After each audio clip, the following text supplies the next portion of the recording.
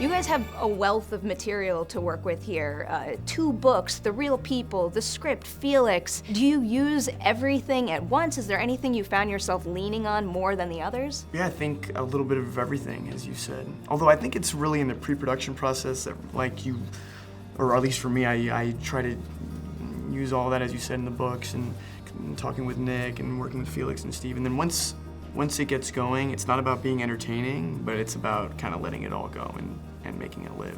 I think, well, I started with David as a person. You know, obviously his book informed a lot of, you know, it's a story, but yeah, just getting to know him a little bit on a personal level and feeling the essence of the type of guy he is, and what a big heart he has, and how emotional it must have been for him to navigate this situation. So yeah, I just started with him. I tried to, you know, key off of that. I feel like some of the pressure was alleviated just because David and Nick were part of the process from script development and conversations. I didn't get to meet them, unfortunately, before filming, but I know, you know, Steve and Timothy and Felix are very much had, so we had their blessing from the beginning, and that's a good thing, as opposed to you feeling like you're hijacking someone's life and then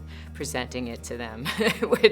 That would be a bit more nerve-wracking. But still, we wanted to get it right. They were so open and generous in sharing their story. It seems like you had great leadership in Felix. I'm a very big Broken Circle Breakdown fan, so going into this with those expectations, I'm not surprised it's as powerful as it is. So how was it working with him? And maybe in particular, like, why was he the right director to spearhead all this? He approaches these very heavy subjects with so much love and care that even films, you know, like his prior film, it's very heartbreaking, but he finds time within his films for the nuance and even some humor there, and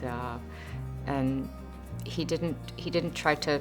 Nothing was done with this like rigorous structure. He was like, whatever feels most honest, that's what we're gonna do. The best thing we did was get together before we shot and just, I wouldn't even call it rehearsal. We hung out and we got to know one another, and we had lunches and we went through the script and red flagged parts of it that didn't seem authentic, and just got to know each other. Sort of it became as much of a family as we could before we started shooting, so there felt like there was a bit of history once we started portraying these characters. Yeah, I feel the same way, and like you said, like a film like Broken Circle Breakdown that has all the emotional, it's overwhelming, as you say, and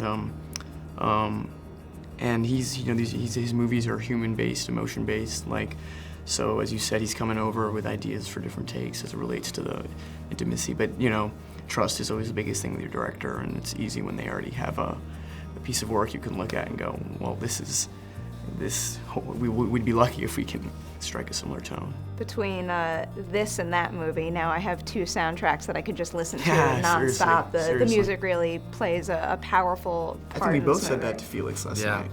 That the soundtrack's amazing, and then he was like, "Oh, well, it hasn't changed that much from when you guys saw it." And we were like, It had. It's like, what? It had changed a lot.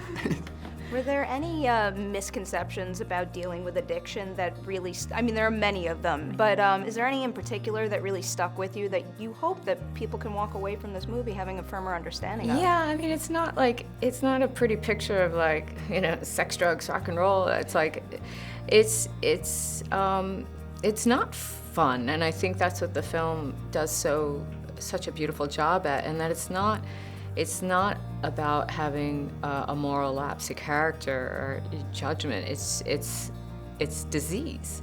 So if we can approach it that way and take shame out of it, then maybe people might be more apt to get help sooner. It's more complex than I think a lot of people understand, and there's no right or wrong. There's a lot of gray area, and I'm hoping that that's what the film depicts. You know, addiction doesn't discriminate, and it affects anyone and everyone. And if, you know, almost everyone knows someone that's going through a version of this. So, yeah, we just hope it's a contemporary reflection of what, unfortunately, a lot of people are going through.